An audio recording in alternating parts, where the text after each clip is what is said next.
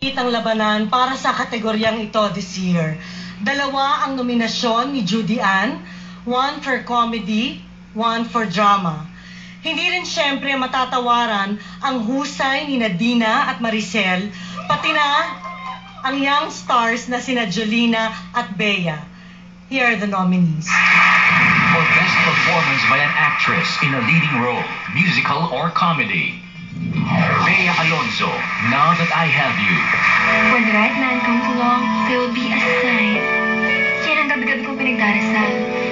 Lord, give me a sign. Dina Bonnevie, I Will Survive. Mandy! Wait, listen! Kailangan ko pa bang papangitin ang sarili ko para mahalin ang anak ko? Ang hirap naman gawin nun.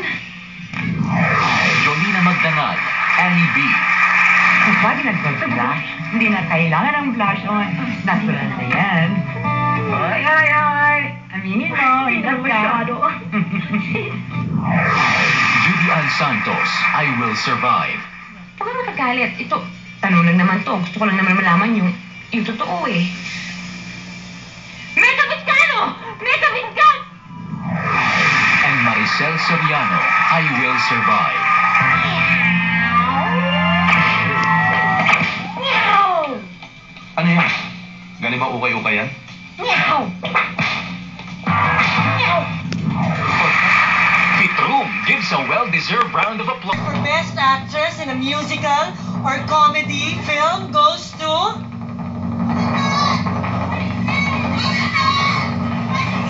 Maricel Soriano, I Will Survive.